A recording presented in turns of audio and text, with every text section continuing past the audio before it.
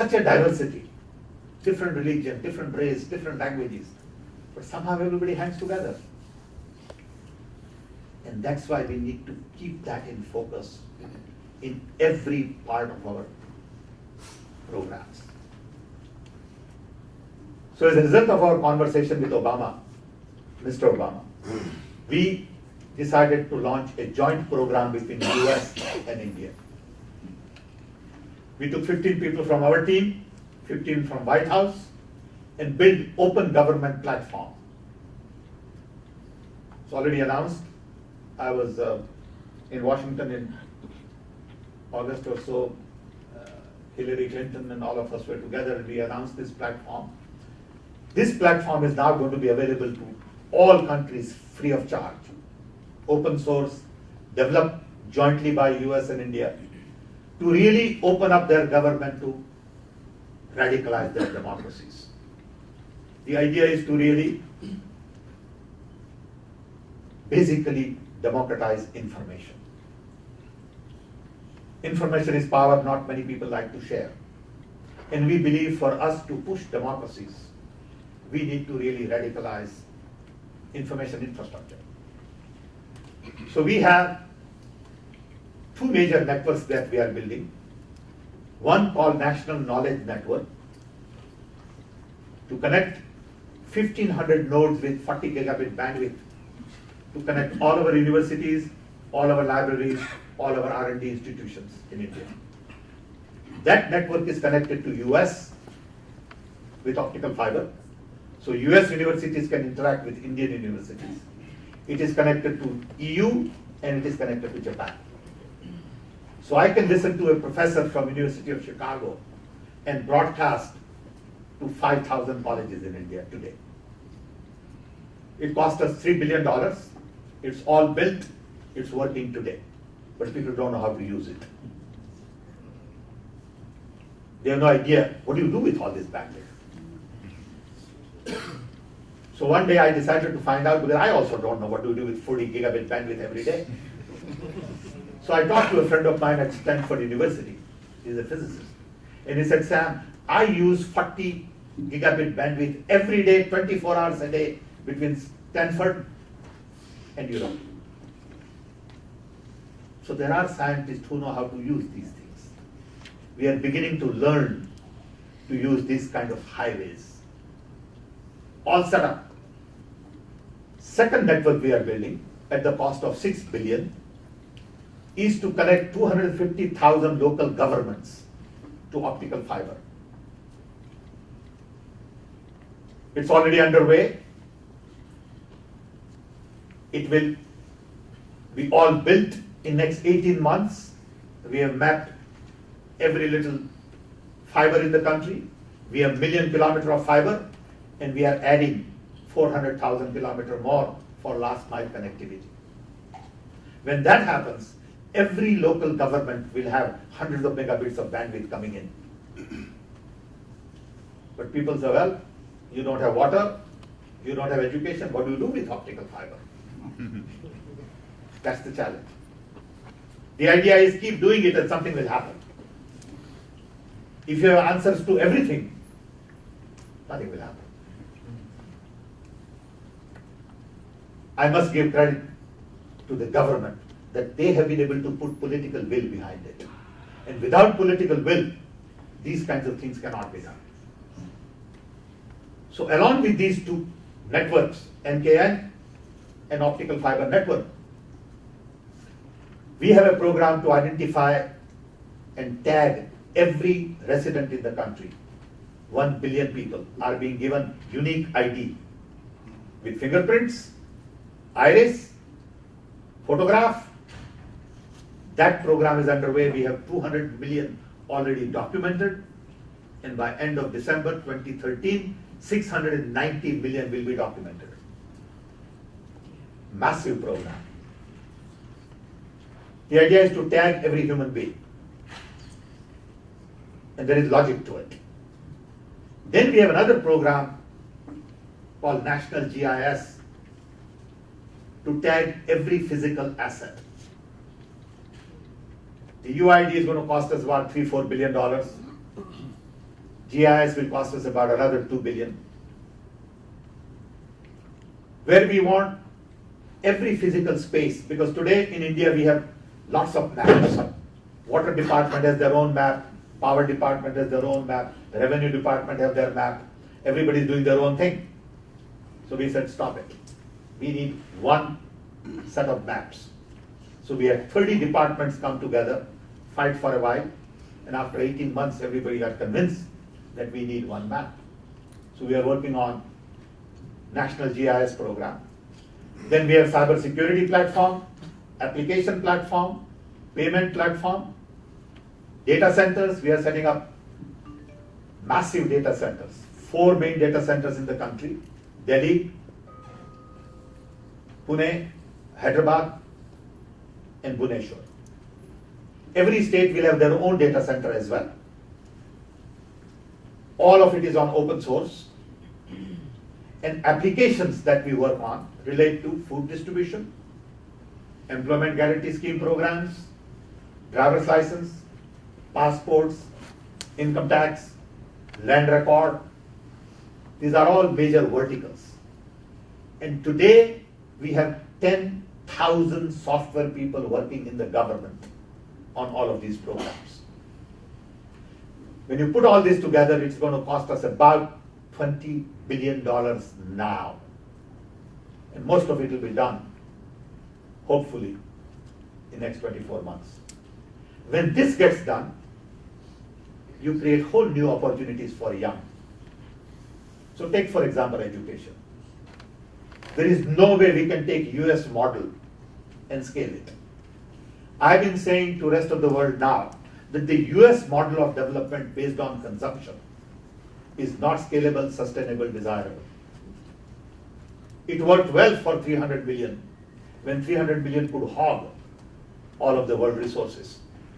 When you have 3 billion more, billion from India, billion from China, billion from Soviet Union, you can't do it. The world just doesn't have enough resources to have the kind of model that we have created. Can you imagine 1.2 billion cars in India? If you take the US model, can you imagine 1.5 billion cars in China? What does it mean to the world? Same way the education. We cannot have $30,000 a year tuition. This model is based on student-teacher ratio of 10:1, massive infrastructure of classrooms, libraries, football field, great buildings. Can't do it. So we are saying, let's redefine the model of education. Today, teacher is required to deliver content and create content.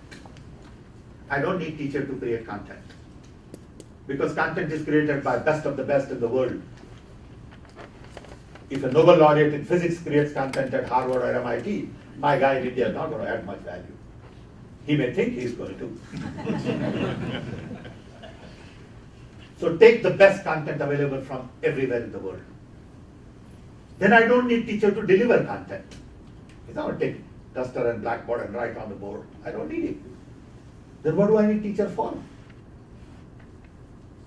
When I say this, teachers' unions react. And then you know you're on right track. So we are saying we need to redefine the role of the teacher to that of a mentor.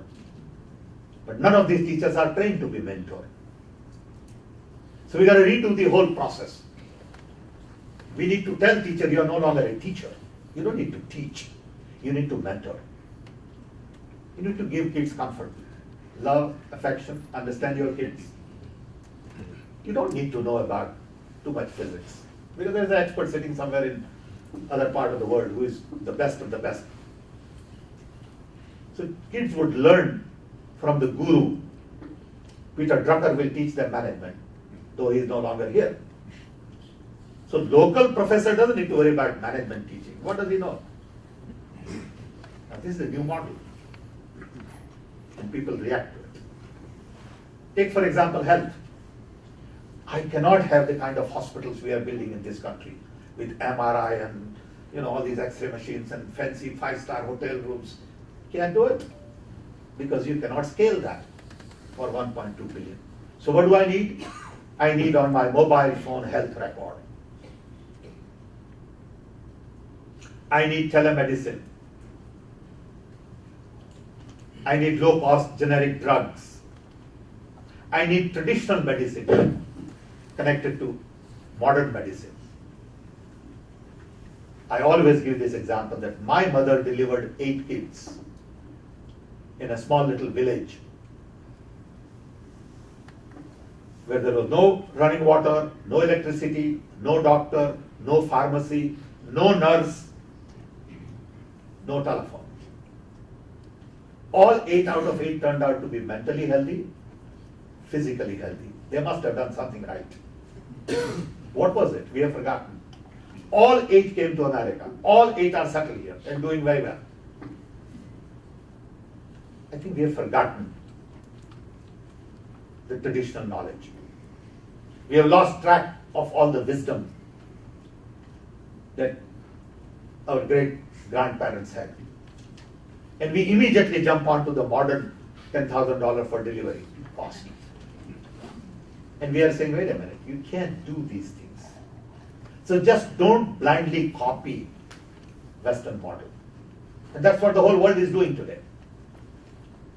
And we are saying health delivery has to change, education has to change, governance has to change, agricultural practices have to change. And in many of these areas, you need to go back to your roots because local ecosystems matter.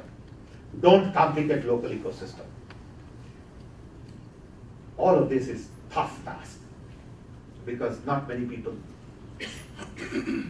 see this through. It's easy to see something that's already there in the US and say, easy to copy. And that's what is going on in the rest of the world. Everybody wants to copy this model. So during Thanksgiving, if US retail sales are higher, everybody all over the world is happy. Guy in China, Korea, India is very happy. I mean, it's just dumb. But that's the way the world works. And here we have created all these standards of GDP, GNP, per capita income, foreign exchange reserve. I'm saying these things don't make sense anymore. It was okay when you had one dominated power. When I look back and see what happened after World War, US decided, handful of 5 guys in the US decided to structure the world. World Bank, IMF, UN, NATO, WIPO, everything was done by 5 guys. And that was really designed to create a whole new world. And that world don't make sense in 21st century. We need to redesign the world. 21st century is all about creating equality, prosperity for everybody, not for few. New technology, new tools. And we really need to create a new world. How do we do that? And that requires focus on using new technology, whether it is IT, biotech, nanotech, materials, alternate energy, to really change business models everywhere. Old business models don't make sense. We can't be thinking of 20th century knowledge and hoping to deliver solutions for the 21st century needs. And that's where I think there is disconnect all over the world. Everybody is still locked up in the past. They all want to go back to what it was, as opposed to saying, you can't go back to what it was. You got to go forward. And that's a tough choice, because what it was, we know how it is. In the future, we don't know how it is going to be. And that's the challenge I see everywhere. Just to give another idea, I have a couple of minutes.